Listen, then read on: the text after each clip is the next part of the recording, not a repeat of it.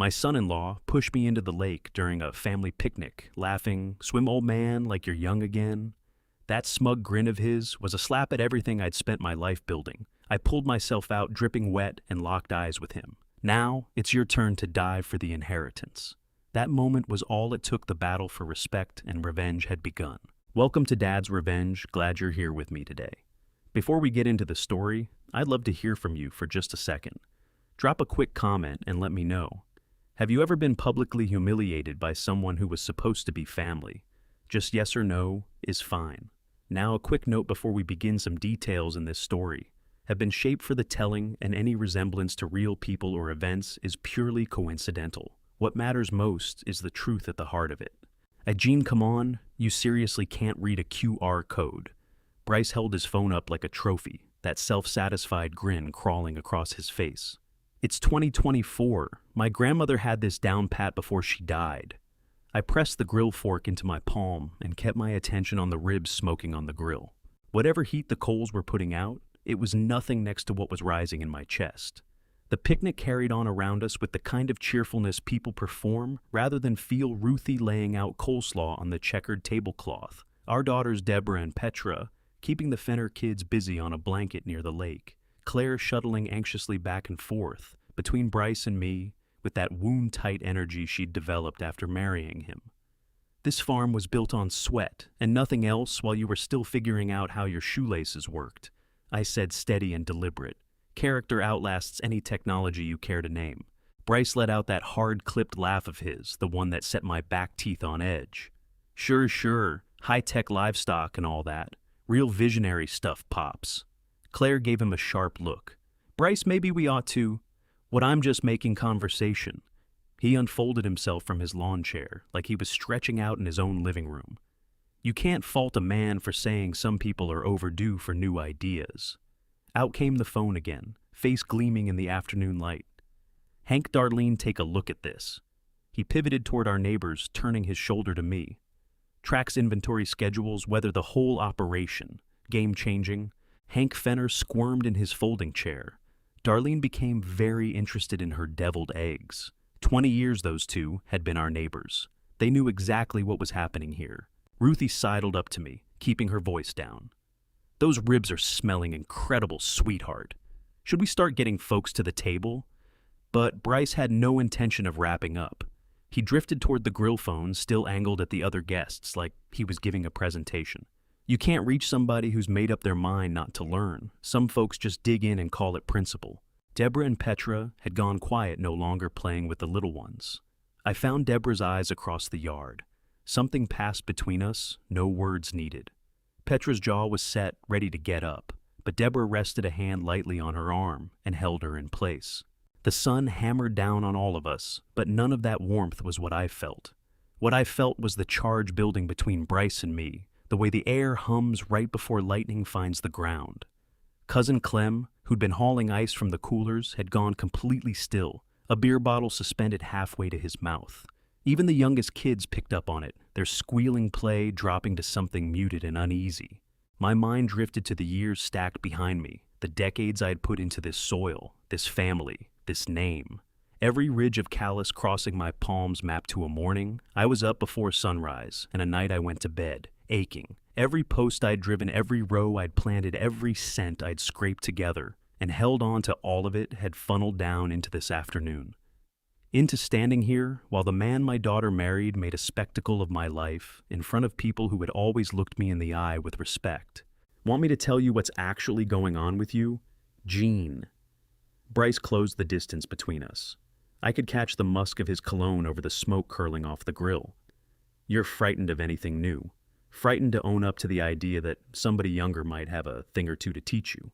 The grill fork shifted in my grip. Around us, the whole gathering had fallen quiet, nothing but the lick of water at the lake shore, and the low, steady drone of insects threading through the warm May afternoon. Bryce read the silence as his. Here's what I'll do. Step aside, and I'll give you a demonstration in how this is actually done. Could stand to pick up some pointers from a man who still has quick hands. He reached out and wrapped his fingers around my grill fork just above where mine held it without so much as asking. It's all about feel. Hard to explain to someone who's perpetually 2 steps behind. That's my grill fork. My voice came out low, each syllable measured with something solid buried under it, the same register I'd used the time a neighbor's herd broke through my fence. Easy old timer. I'm doing you a favor. Bryce pulled just enough to take a reading on my grip. Go find a seat somewhere. Let a steadier pair of hands run things. Claire drifted closer, her plate hanging forgotten at her side. Bryce's dad has been working a grill for 40 years. That's the whole problem, isn't it? Bryce's mouth stretched wider as he felt the grill fork give a fraction in my damp palm. 40 years of the same mistakes. Past time somebody updated the system. I bore down, knuckles blanching against the handle. Nobody around us was making a pretense of eating anymore. Hank Fenner gave an uncomfortable cough. Darlene had found something absorbing in the folds of her paper napkin. The children had drifted in close to Deborah and Petra, pressing against them, reading the room without fully understanding what they were reading. "This is my grill," I said, landing each word like something I was nailing in place. "My land, my family's food." Bryce laughed, that same flat cutting sound splitting the afternoon open. "Your family seems like you forgot Claire is my wife. I'm part of this family now, too." He wrenched the grill fork again harder. Things shift. People hand over the reins eventually. The sooner you make peace with not running the show, the better. The ribs were scorching. The smell of it reached me, but I couldn't pull my eyes off Bryce's face long enough to care. The grill fork in my fist had stopped being a piece of equipment and turned into something else, entirely a stand-in for every single thing I'd ever made or earned. Ruthie appeared at my side, brightness forced into her voice like something she'd rehearsed. "Boys, the coleslaw is going to cook itself out here. Can we just— 1 second, Mom?" Bryce slipped into that particular tone he reserved for people he considered past their usefulness. "Jean and I are talking about priorities, about how a man knows his moment has come to clear the way for the next generation." Clem had put his beer down and was making his way over. I caught his eye and gave the smallest shake of my head. He pulled up short. This wasn't his fight. "You think you can walk into a man's yard and just claim his respect?" I held the grill fork firm between us in that grinding standoff. "Like it gets handed over with a marriage license. Respect has to be won." Bryce shot back, grip tightening. "And confusing pig-headedness with backbone or habit with wisdom, that doesn't win it." That one went in clean exactly where he'd thrown it. Somewhere deep in my chest, something cold broke loose. Something I'd spent 65 years keeping behind a locked door. Bryce caught a flicker of it in my face because his smirk wavered just for a beat. "You know what, forget it." He let go of the grill fork without warning, and I lurched back a half step. "Hold on to your grill, Jean. Just do us all a favor and don't nod off mid-cook next time." He swung toward the lake, pitching his voice wide so the whole yard could catch it. "Who wants to get down to the water? Fresh air would do everybody good." Those words drifted over the afternoon, and people grabbed onto them gratefully. One after another, guests collected their things, relieved to have an exit from what our family gathering had turned into. I stood gripping the grill fork, watching Bryce stroll toward the lake, hands pocketed, a little tune on his lips. Claire trailed a few steps behind with her eyes on the grass, the shame on her, almost visible like something she was wearing. Behind me, the ribs kept going to char, and nobody was coming back for them. The whole group drifted lakeward the way people move away from something they don't want to be near. Bryce was out front holding court with the Fenner kids, rattling on about wakeboarding and summer programs, playing The Favorite, while I followed at the back, alone hauling the full load of what he'd just done to me. Out on the water, the children shrieked and splashed, that pure, easy laughter hitting differently against the mood that had trailed us down from the grill. Ruthie and the other women pulled lawn chairs into a half circle along the shore. The men stood in loose clusters, something awkward in the set of their shoulders, bottles dripping in the heat. I kept walking until I reached the far end of the dock, putting some distance between myself and the noise of Bryce's performance. The lake lay ahead of me, flat and quiet, only the faintest rings spreading out where the kids churned the shallows. I'd put this dock in myself, 15 years back, every post, seated by hand, every board nailed true. It held firm the way things hold when they're built to last, the way everything on this land was built to last. "Hey, everybody!" Bryce's voice carried over the water like he'd brought a bullhorn. "Jean's going to treat us to some old-fashioned swimming technique, isn't that right, Dad?" I turned, thrown by the remark, and found Bryce coming down the dock toward me. His footfalls were slow, and even on the planks deliberate, like a man who knows exactly what he's about to do. His face showed me something I hadn't seen on it before. Not just smugness, but calculated malice. "Bryce, what do you think you're—" No warning. The shove was calibrated, not the kind that reads as violence, but precisely placed and timed. His palms caught my shoulders at the exact instant my weight was transferring, the exact instant I had nothing underneath me. I went backward, arms clawing at nothing. The sky rolled above me, Bryce's laughter rang out across the water, and then the cold of the lake came up fast and swallowed me whole. When I broke the surface gasping and turned around, Bryce was planted at the end of the dock with his arms folded, grinning down at me the way a cat watches a mouse. "Oops!" he called out loud enough to carry across the whole yard. "Guess those old reflexes aren't what they used to be." The water hit like a wall of ice, soaking straight through my clothes, wringing the air right out of me. But the cold was nothing compared to the shame standing waist-deep in the lake in front of my family, my neighbors, my grandchildren, while my son-in-law stood up there grinning. Claire had her hand pressed over her mouth, horror and embarrassment, fighting for control of her face. The Fenner kids had gone still the way children do when they sense something has gone badly wrong. Hank Fenner rose out of his chair, his expression dark. "Bryce!" Ruthie's voice cut across the water like a crack of lightning. "What do you think you're doing?" "Just having a little fun, Mom. Cooling Dad off after all that hot air by the grill." I started toward shore water streaming from my clothes, my gray hair flat against my skull. Each step was slow and deliberate while I wrestled the fury rising inside me like a gathering storm. Bryce must have been expecting me to blow, to shout and curse and make a spectacle of myself that would only prove his point about the hot-headed old man. Instead, I kept my eyes locked on his as I waded through the shallows, wringing lake water from my shirt with steady hands. "You think this is funny?" I asked when my feet hit dry ground, my voice as calm as a winter morning. Bryce's grin faltered. "Come on, Gene, learn to take a joke." I stood there dripping, ringed by the stunned silence of my family and friends, and felt something fundamental shift inside me. For 65 years I'd lived by dignity, turning the other cheek, being the bigger man. But watching Bryce's smug face, hearing his nervous laugh die in his throat, as he finally caught the look in my eyes, I knew that some people only come to understand respect when they feel the weight of consequence. "A joke," I said softly, still holding his gaze. "I'll remember that." The words settled between us, quiet as a whispered prayer, but carrying 30 years of hard-won thinking about justice, patience, and the precise moment when forbearance tips into foolishness. His laugh came out strained, now uncertain. He'd won this round, made a fool of me in front of everyone who mattered. But something in my tone, something in the way I stood there, soaked and unbroken, seemed to register that his victory might end up costing him more than he'd bargained for. 7 hours later, I pulled the study door shut behind me and finally let myself breathe.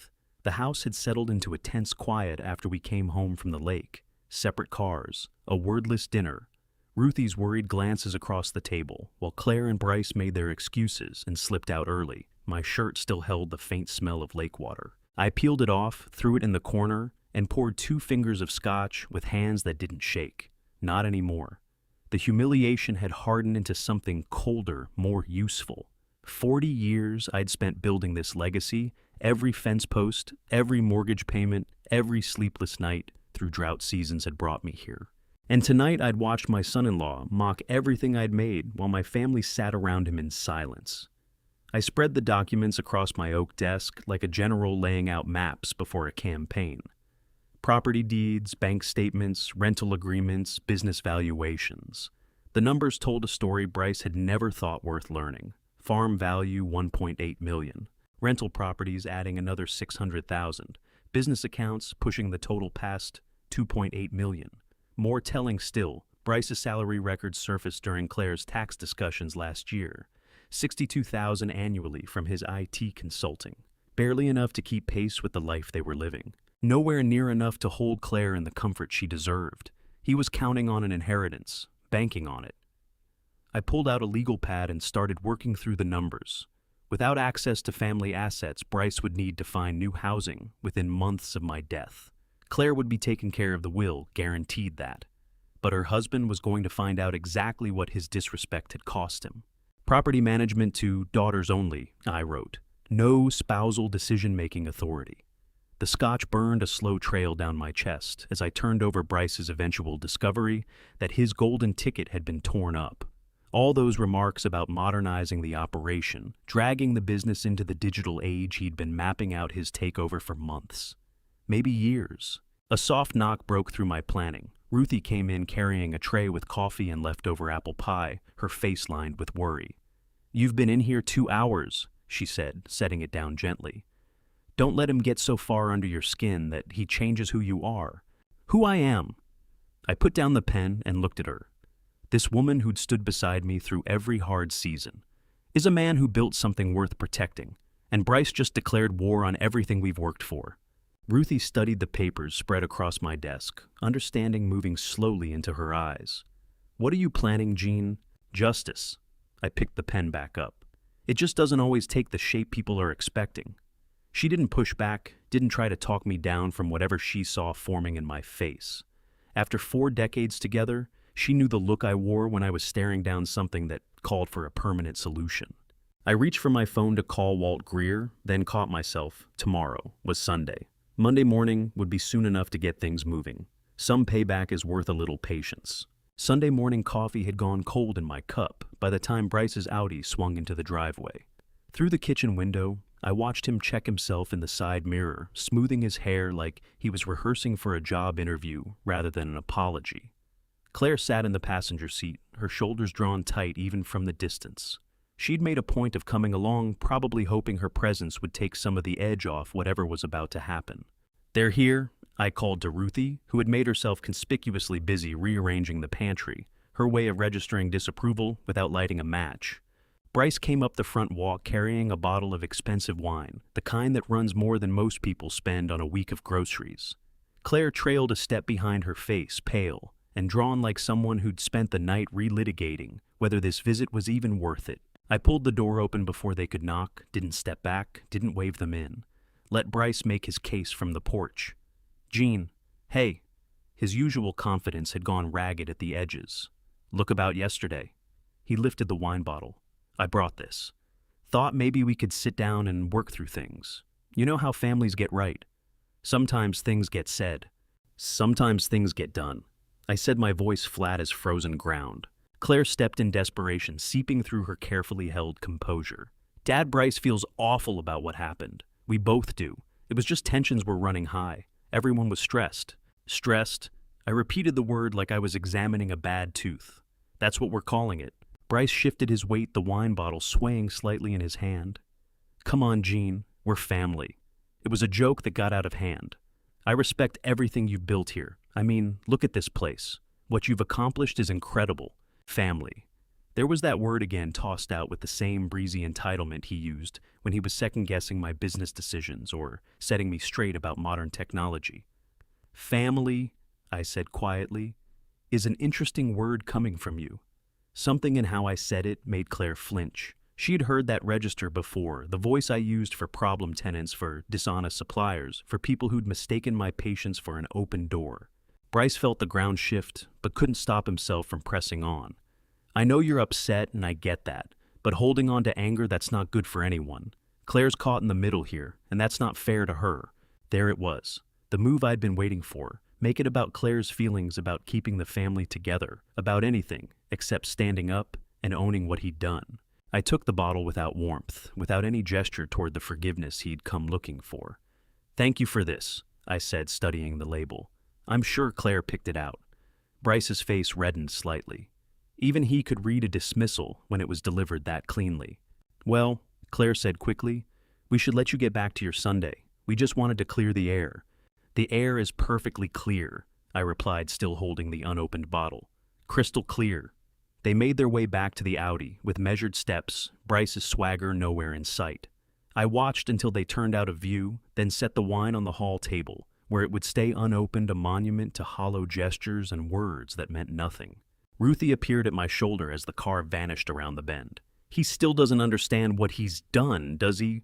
"What you just heard is only the beginning. What comes next is where Jean has to decide whether a quiet man's patience is a weakness or his greatest weapon. Before we get there, tell me, if someone in your own family showed you who they really were, would you confront them head on, or would you let them believe they'd won while you made your move in silence?" "No," I said, reaching for tomorrow's calendar. "But he will. Monday morning had me pulling up outside Walt Greer's law office right at 10 o'clock, the manila envelope from the night before tucked under my arm. The drive through downtown Cedar Bluff had given me time to rehearse what I needed to say to frame this as a business decision, not a wounded man's reaction. Walt's surprise showed when his secretary walked me back to his modest office.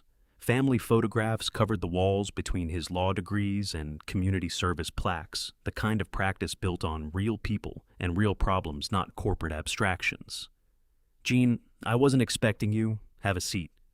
Walt gestured toward the worn leather chair across from his desk. "Everything all right with Ruthie the girls?" "Everyone's fine." I settled in the envelope resting across my knee. "I need to talk about my will." Walt's eyebrows lifted slightly, but he kept his composure as he pulled my file from the cabinet behind him. The current will spread across his blotter, 15 pages laying out asset distribution, guardianship provisions, and the web of legal protections built around 40 years of accumulated wealth. "What kind of changes are we looking at?" he asked, pen hovering over a legal pad. "Complete restructuring of inheritance access." I opened the envelope and drew out my handwritten notes. "I want all business assets, rental properties, farm operations to pass exclusively to my daughters. No spousal access to management decisions or financial controls." Walt's pen went still. "Gene, that's a significant change. Can I ask what's brought this on?" "Bryce showed me yesterday what kind of character he has. I'm not handing my life's work to a man who treats it like his personal entertainment fund." I kept my voice even, just the facts. "I see." Walt leaned back, reading my face. "You understand this could create serious family friction. Claire's marriage could be affected if Bryce discovers he's been excluded. Claire's marriage could have been affected by Bryce's behavior." I cut in. "I'm protecting my assets from someone who considers respect optional." Walt reached for a fresh legal pad and started sketching preliminary language. "We'll need specific provisions to prevent future amendments from getting around these restrictions. Trust structures for rental income management committees for the business side, whatever it takes to make this airtight." I watched the legal framework take shape on paper, satisfaction settling in steadily. I wanted it sealed. No gaps, no challenges, no path for Bryce to reach what he hadn't earned. The farm alone is worth. Walt glanced at the file. $1.8 million at current valuation. Add the rental properties and business accounts, and we're talking close to $3 million in total assets. The figure hung between us. Bryce's salary would never touch the lifestyle he'd been quietly assuming was his by right of marriage. Without access to family wealth, he was going to find out exactly what his arrogance had run him. "How long for completion?" I asked. 2 weeks for drafting, assuming we can schedule the witness appointments. But, Gene, are you certain? I've never been more certain of anything in my life. Walt nodded slowly, hearing the finality in it. "I'll get started right away. And Gene, this conversation stays between us until you say otherwise." I stood and shook his hand the way a man does when a hard decision has finally been made and he's at peace with it. The manila envelope stayed on his desk, notes and calculations that were about to become Bryce's very unwelcome reality. Walking back to my truck, I felt 40 years of tension begin to lift from my shoulders. Sometimes justice needs patience, sometimes it needs precision, and sometimes it needs a man to step up and protect what he built from people who would dismantle it through casual cruelty. Bryce wanted to play games with respect. He was about to learn what losing those games actually costs. Claire's call found me at the kitchen table, going over Walt's preliminary notes. Her voice had that brittle, overbright quality of someone working hard to sound normal. "Dad, would you and Mom come for dinner tonight? I think we need some time together as a family." It wasn't a surprise. Claire had always been the one who smoothed things over, who stepped in to patch cracks before they widened into breaks. What she hadn't reckoned with was that some breaks aren't meant to be patched. 7 o'clock sound all right. She went on, filling my silence with nervous chatter. "I'm making that beef stew. You love the one with the potatoes." We'll be there," I said, cutting through it. The manila envelope sat beside my coffee cup, a quiet reminder that the weapon was loaded. Bryce wanted to play at being family. Tonight he'd find out the rules had changed. Ruthie appeared from the pantry as I hung up. Reading my expression instantly, she knew this wouldn't be an ordinary evening. "Claire," she asked. "Dinner invitation. Time to let Bryce know he's not nearly as clever as he believes." We pulled up to their modern house right at 7, Ruthie carrying a bottle of wine while I kept my hands free and my intentions to myself. Claire met us at the door with a warmth that didn't quite make it to her eyes, her embrace lasting just a beat too long, the hug of a woman trying to hold her world from coming apart. Bryce was in the living room draped across their leather sofa, with his tablet resting on one knee, a portrait of practiced ease. He glanced up as we came in and offered a smile I recognized as something he'd prepared. "Jean, Ruthie, glad you could make it." He set the device aside with deliberate slowness, angling it just enough so we'd catch the sports betting app glowing on the screen. "Just monitoring a few things. You know how it is always something to keep an eye on in the financial world." The house felt cold next to our farmhouse. All sharp angles and neutral tones, expensive furniture arranged for impression rather than living. Claire had done her best to bring it to life with family photos and throw pillows, but the place still wore the look of a lifestyle Bryce couldn't genuinely afford. Dinner moved along on forced conversation. Whether Claire's students, everyone dancing around the obvious, while Claire overcorrected by hovering over wine refills in the breadbasket. Bryce held his casual act together until somewhere in the middle of the main course when his confidence finally outran his judgment. "So, Jean," he said, cutting his meat with a little too much ceremony, "hope you've bounced back from your swimming adventure. Maybe next time we'll get you one of those flotation devices, the kind made for seniors who want to stay safe around water." The comment hung in the air like smoke from a backfiring engine. Claire's fork stopped halfway to her mouth. Ruthie kept eating with deliberate calm, though I caught the slight tightening at the corners of her eyes. "Swimming," I said, turning the word over, slowly watching Bryce's face for any sign he grasped how badly he'd miscalculated. "Interesting word. Makes me curious about when it might be your turn for an unexpected dive." Bryce's smile lost some of its footing. "What's that supposed to mean?" "Patience, Bryce." I lifted my wine glass. "It's a virtue worth developing, especially when it comes to family matters that call for careful handling." "Dad," Claire broke in, her voice strained. "Maybe we could change the subject. I made that apple pie everyone loves." "It's family matters." Bryce cut in his pitch climbing slightly. "What family matters?" I smiled at him across the table, the kind of smile that carries no warmth at all. The sort that teach lasting lessons about respect and consequences.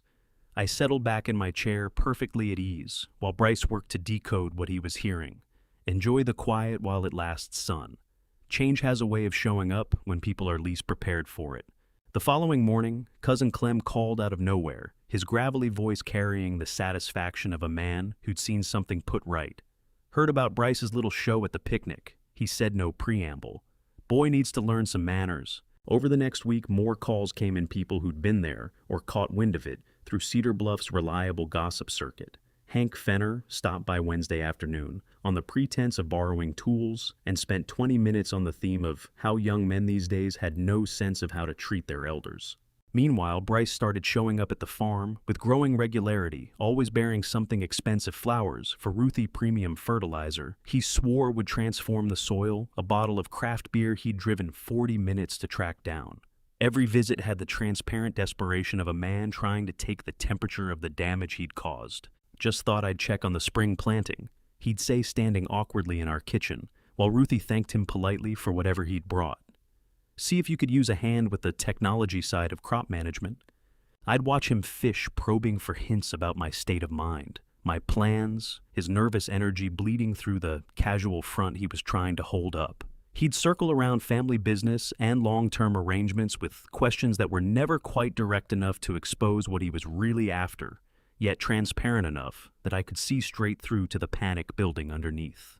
Claire came by alone on Friday afternoon, her face worn down with exhaustion and worry. She found me in the barn working on fence sections that didn't really need fixing. Busy work that kept my hands occupied while my mind turned over everything that had happened that week. "Bryce hasn't been sleeping," Claire said, without any warm-up, settling herself onto a hay bale nearby. "He keeps going back to that dinner, trying to figure out what you meant." "Dad, whatever you're planning." "I'm not planning anything, sweetheart." The reassurance came out smooth and easy, dressed up in fatherly concern. "I'm simply making certain our family's future is properly looked after." She searched my face for something to hold on to. I didn't give her much. "He thinks you're going to hit him professionally or financially. He's been pulling his credit reports, calling his clients to confirm nothing's come loose. Smart boy, I thought. Just not smart enough. Bryce's credit reports would show him exactly what I'd already turned up on my own serious debt cards run to the limit, a lifestyle propped up entirely on inheritance expectations that no longer had any foundation. The weekend brought Deborah and Petra arriving separately, but clearly moving in coordination. They found Ruthie and me on the front porch with our Saturday morning coffee, watching the fields flush green with spring. "We've been talking," Deborah said, settling into the porch swing next to her mother, "about Bryce, about what went on at the picnic." Petra leaned against the railing, her environmental studies having sharpened her into someone who said what she meant without dancing around it. "He humiliated you in public, Dad, in front of people who've known you for decades. That's not something you brush off. We're behind whatever you decide." Deborah added, her voice quiet and certain. "Claire's our sister, but Bryce made his own choices. Actions carry weight. Their backing settled something in me, confirmed that what I was doing wasn't wounded pride running loose, but the considered response of a family that had watched a line get crossed and expected it to mean something. Monday morning, I rang Walt Greer's office and set a follow-up appointment. When his secretary asked what it was regarding, I told her simply, finalizing family business. The manila envelope in my glove compartment had become a fixture, the documents inside waiting for the right moment to permanently correct Bryce's sense of where he stood in our world. By Tuesday, his visits had become daily. The gifts kept getting more expensive, the questions more desperate. He'd dropped weight, shadows had taken hold under his eyes, and the easy swagger had been replaced by anxiety he could barely keep a lid on. "Maybe we should sit down as a family." He floated on Wednesday, his voice pitched a note too bright. "Clear everything up, talk through whatever misunderstandings might be out there. These things have a way of getting bigger if nobody addresses them." I looked at him standing in my kitchen, the man who'd made me a spectacle in front of my community, and was now angling his way back to comfort and security. The irony was something to appreciate. Bryce was pushing hard for a family meeting, without any idea how badly it was going to go for him. "That's not a bad idea," I said at last, letting the relief wash over his face. "Let me talk to Ruthie about timing." Thursday evening, I drew a red circle around May 31st on the kitchen calendar, then rang Claire to suggest Saturday dinner at our place. "Time for the whole family to come together," I told her. "Some conversations don't improve with waiting." Saturday evening settled over the farm, in the golden light of late spring, everything looking peaceful and ordinary on the surface, while below it, the ground was about to shift.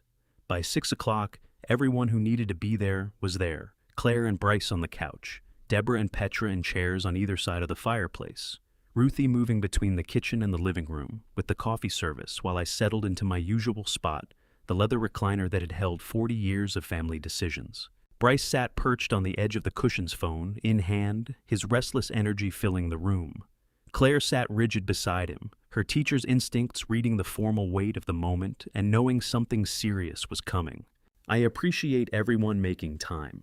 I said, my voice carrying the steady authority I'd used for family announcements since the girls were small. "We need to talk about some things that have happened and what they mean for where this family goes from here." "If this is about the picnic," Bryce started. I raised my hand and cut him off, the same gesture that had ended plenty of arguments in boardrooms and business dealings over the years. "This is about respect, Bryce. About understanding the difference between being family and being entitled to something." I leaned forward, holding his attention squarely. "You pushed me into that lake because you thought it was funny, because you wanted to embarrass me in front of people who've respected me for decades." Claire's face went red with shame. "Dad, Bryce already said he was sorry." "Bryce brought an expensive bottle of wine and offered empty words," I said. "That's not the same thing as facing consequences." Bryce's phone slid from his fingers and clattered onto the coffee table. "Look, Gene, I know you're angry, but..." "Angry." I let the word sit there, let him feel how small it was. "I'm not angry, Bryce. I'm taking action." I reached beside my chair and brought up the manila envelope. Walt Greer had prepared documents that would fundamentally rearrange Bryce's understanding of his position in this family. The sound of papers sliding out filled the silence as I drew out the new will, letting everyone take in the official letterhead and legal seals. "This represents 40 years of work of planning, of carefully watching over what I've built, so my daughters will be secure long after I'm gone." I held Bryce's gaze and didn't let go. "It also represents what happens when someone mistakes my patience for an open door. Something primal moved across his face even before his mind had fully processed it. "What are you saying?" "I'm saying my estate passes exclusively to my daughters with specific provisions that bar any spousal access to business decisions or asset management." The words landed precisely where I'd aimed them, cutting straight through every assumption Bryce had been banking on. "You wanted to treat family gatherings like your personal stage. Now you get to find out what the ticket cost." "You can't." Bryce started to rise, his voice fracturing. "I can, and I have." I gestured to the documents spread across my lap. Walt Greer executed these changes Monday morning, filed, witnessed, and entirely legal. That's when it broke open. Bryce came up off the sofa, the polished surface gone completely. "This is insane. You're blowing up Claire's future over some stupid joke." "I'm protecting Claire's future from someone who treats her inheritance as his personal lottery ticket," I replied, keeping my voice level. "Someone who considers respect optional and consequences something to negotiate around." Claire dissolved into tears, both hands pressed to her mouth, the full weight of what was happening crashing down on her. Deborah and Petra sat motionless, their faces holding something complicated, real sorrow for their sister's pain and unmistakable recognition that their father had done what needed to be done. Bryce had let the mask fall completely, and what was underneath was exactly what I'd always figured was there, entitled grasping stripped of pretense. "You vindictive old fool. You think money gives you the right to run people's lives?" "Money gives me the right to control my money," I said quietly, "and my money will never be yours." He moved for the door, face twisted with fury and desperation, then wheeled back for one last shot. "Claire, are you going to stand for this? Are you going to pick his petty grudge over our marriage?" Claire looked up at him through her tears, and I think in that moment she was seeing him clearly. Not the charming man she'd said yes to, but the one who'd been living underneath that surface all along. "I'm going to choose my family," she whispered. Bryce put the door into the frame hard enough to shake the windows, and his tires threw gravel all the way down the drive. Claire went out after him, her crying carrying back across the still evening air, while the rest of us sat in the silence he had left behind. The kind of silence that follows an earthquake when you're still taking stock of what's shifted. The manila envelope sat empty beside my chair, its work finally done after 2 weeks of careful preparation. Bryce's joke had run 30 seconds. My answer would outlast us all. Sunday morning, I was in the barn before the sun came up, hands moving through fence repairs that didn't really need doing. The work helped keep the noise in my head from getting too loud.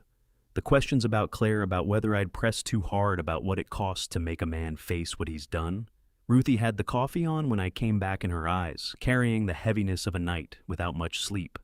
She'd set 3 places at the table out of habit, then quietly cleared the 3rd when she caught herself. That empty spot said more than anything either of us could have put into words. "She needs time," Ruthie said, not really to me, stirring sugar into her coffee with slow, unnecessary turns of the spoon. My phone sat on the counter, its dark screen reflecting both our faces. I'd checked it a dozen times since waking, watching for a text, a call, anything to tell me Claire was working through Saturday night, rather than being buried by it. Monday brought cousin Clem around using my post hole digger as his excuse for the visit.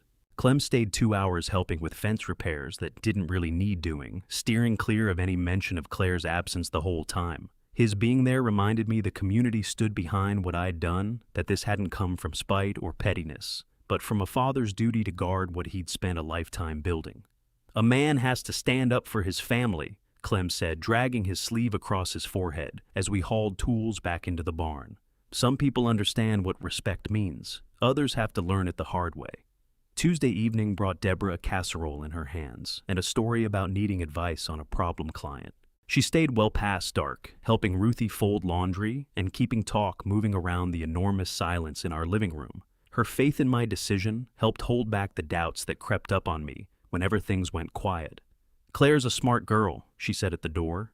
"She'll see Bryce for what he really was, and she'll come to understand why you did what you did." Wednesday afternoon, Petra showed up with her environmental studies books, and the claim that she needed our kitchen table for a group project, one that never actually got going. What she did instead was spend 3 hours walking me through carbon sequestration, while Ruthie baked bread and I nodded along, pretending to follow anything she said about soil chemistry. The certainty of her 28 years that justice had been served gave me something to hold on to against my rising worry. Bryce showed his true colors the minute the money was gone, she said, with the clean, uncluttered confidence of youth. Claire's better off without a man who only wanted her inheritance. By Thursday evening, I'd found myself staring at the calendar, counting the days since Saturday's confrontation. 5 days felt like forever, and like nothing at the same time. Claire had always been our most deliberate daughter, the one who turned things over carefully before she moved. But 5 days of silence was wearing my patience down to the bone. Maybe we should call, Ruthie said, scrubbing dishes with more care than they needed. She knows where we are, I answered, though. Every hour that passed chipped away at my certainty. When she's ready to talk, she'll come home. Out on the front porch, summer cicadas kept up their ancient chorus while I watched the road for headlights that never came. The manila envelope that had set all of this in motion sat empty in my study, its job done. Bryce's little joke had run 30 seconds. My answer to it would echo through generations. But standing there as the sun sank behind the fields, I couldn't help wondering whether protecting Claire's future had cost me her company. Justice and love don't always point the same direction, and the gap between them seemed to widen with every quiet hour that went by. Thursday's dinner was grinding along under a thin coat of forced normality when headlights swept across the dining room windows and Ruthie and I both went still mid-sentence. I knew Claire's Honda the instant I saw its silhouette, and with it came a flood of relief tangled up with dread. She sat out there with the engine running for several minutes, working up whatever it was going to take to walk inside. Through the glass, I could make out her shape against the glow of the dashboard shoulders, rounded under the weight of exhaustion, head tipped forward as though she was praying. When she finally came to the door, each step slow and deliberate, I could see what a week of emotional wreckage had done to her. Her blazer was creased, her usually neat hair scraped back in a loose ponytail. No makeup, just the dark hollows under her eyes that told me sleep hadn't come easily. I pulled the door open before she had the chance to knock, and Claire came into my arms without saying a word. She wept in deep, shaking sobs that moved through her whole body. 40 years of trust between a father and daughter distilled into one moment of complete understanding and forgiveness. "I'm sorry," she whispered against my shoulder. "I'm so sorry I didn't see what he was." Ruthie was at our side in an instant, her instincts taking over, as she steered Claire toward the kitchen. Our family's old sanctuary, the place we'd always gone to sit with both grief and celebration. The kettle went on, without anyone making a decision about it. Tea bags came out of the cupboard, and within a few minutes we'd fallen back into the restorative rituals that had carried us through every storm this family had ever weathered. "He left Monday morning," Claire said, cradling her mug like something fragile she couldn't afford to drop. "Packed his things, took his car, told me that if I was choosing my family over our future together, he wanted no part of the poverty I'd inherited." The bitter irony of it landed like a punch. Bryce's leaving had confirmed every reason behind what I'd done. He had loved Claire's inheritance, not Claire. Once the money was gone, so was any notion of commitment to their marriage. "He called your will vindictive manipulation." Claire went on, her voice steadying as she worked through Bryce's betrayal out loud. "Said real families don't weaponize money, that I should make you change it back if I wanted our marriage to last." "And what did you tell him?" Ruthie asked quietly, topping up Claire's tea. "I told him that real husbands don't walk out on their wives because an inheritance plan changes." Claire raised her eyes to mine, clear even through the tears. "I told him maybe he should have thought about that before he shoved my father into the lake for a laugh." The front door opened a few minutes later, and Deborah and Petra came in almost together, both of them clearly answering the same text from Ruthie's efficient message network. They closed around Claire with the fierce, uncomplicated protectiveness that had defined their bond with their sister since they were girls, steady and practical. No drama attached. "We'll get your things tomorrow," Deborah said, pulling up a chair beside her at the kitchen table. "I've got a truck, and Petra knows people for the heavy stuff." "Already looked into divorce lawyers," Petra added with her characteristic precision. "Found 3 who focus on protecting women's assets from predatory spouses." Claire laughed, the first real unguarded sound of happiness I'd heard from her in weeks. "You two have been mapping out my escape." "We've been mapping out Bryce's comeuppance ever since he made that crack about Dad's swimming ability," Deborah said. "We just didn't expect it to move this fast." As the night settled in around us, Claire's color came back. Her posture lifted and something like hope started filling in the space where devastation had been when she arrived. She'd lost a husband, but she'd found clarity about what marriage was actually supposed to look like. Partnership, not parasitism. Someone in your corner, not someone working your pockets. "I need to go back to where it started," she said at last, her gaze drifting toward the window that faced the lake. "I need to stand on that dock and really understand what you were protecting me from." 3 weeks later, we went back to the lake, as a whole family, not fleeing the memory this time, but walking straight into it with the understanding that only comes from having made it through something hard together. Claire had pushed for the trip. She said she needed to reclaim that place where Bryce's cruelty had shown itself so plainly. Same picnic tables, same weathered dock, same soft sound of water working at the shore. But something in all of it had shifted, because we had shifted. We were on the other side of the truth now together. Ruthie laid out the checkered tablecloth with the ease of a woman whose family had come through stronger than it started, while Deborah and Petra set up the folding chairs with the unhurried efficiency of sisters who'd found their footing again. Claire stood at the water's edge, not the torn, uncertain daughter she'd been pulled in 2 directions, but a woman who'd learned the difference between love and a con, between family and transaction. The afternoon light found the gold in her hair as she watched the ripples go, each one carrying off a little more of what Bryce had left behind. Water has a long memory. I said, stepping up beside her on the dock where I'd been humiliated and she'd been deceived. But it's good at rinsing things clean when the time finally comes. She leaned into my shoulder, solid and grounded in a way she hadn't been for months before Bryce walked out. "I understand now why you didn't warn me before you changed the will. I would have tried to stop you. Wouldn't I? I would have defended him. You would have protected someone you loved," I said. "That's what decent people do." The problem was that Bryce never earned that kind of protection. Behind us, Ruthie's voice carried across the yard. Lunch was ready, and the warmth in it was the warmth of a mother whose people had all found their way safely back. Petra was deep in some explanation of an environmental project, Deborah leaning in and firing back questions. The ease between them was proof that our family's foundation was still solid even after the tremor Bryce had sent through it. "I've been thinking about going back to school," Claire said as we walked toward the table. "A master's degree, maybe something in administration. I want to build something that belongs to me, something no one can take by shifting their expectations."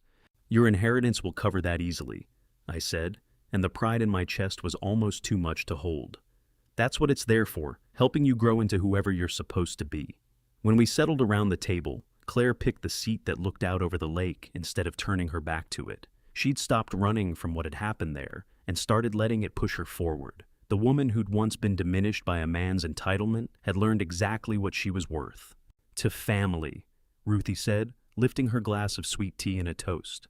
"The kind that shields you without ever sending a bill." "To justice," Deborah added, her lawyer's eye, recognizing the deeper principle threaded through everything that had happened. "To consequences," Petra chimed in with that young adult's sharp appreciation for cause and effect. "To knowing the difference," Claire finished, her eyes finding mine, with a gratitude that required no words to explain.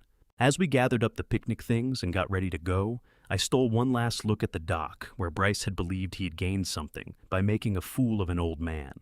He'd been so fixed on his little moment of triumph that the deeper currents running beneath the surface had escaped him entirely. Family loyalty, the wisdom that accumulates across generations, and the quiet, steady power of a father who'd spent 40 years learning precisely how to defend what mattered most.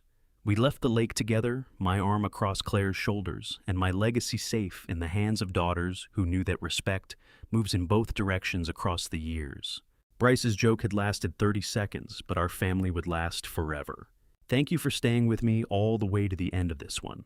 It means more than you know. Looking back, I won't pretend this was easy. Choosing between protecting your child and keeping your child close is one of the loneliest things a parent can face. It cost me sleep. It cost me weeks of silence at a dinner table that felt too big. But I believe God doesn't waste the hard seasons, and in time, what felt like a fracture turned out to be the very thing that set us free. Claire came home not because I forced her hand, but because the truth did the work I never could have done by arguing. If this family revenge story left you thinking, here is what I hope you carry with you. When someone shows you who they are, believe them the first time and plan accordingly, not emotionally. A calm response to cruelty is not weakness. It is the most powerful thing you can reach for. Protecting the people you love sometimes means making a decision they will hate you for until they don't. And never sign over your life's work to someone who hasn't yet earned your trust. This is what dad's revenge really looks like. Not shouting, not threats, just a father who loved his daughter more than he needed to be liked by her husband. If this story moved you, I hope you'll share it with someone who needs to hear it today. A parent, a friend, anyone carrying a hard situation they don't know how to face. Leave me a comment telling me what stayed with you. And if you haven't already subscribed to Dad's Revenge so you never miss a story like this one. Thank you for listening. I'll see you in the next one.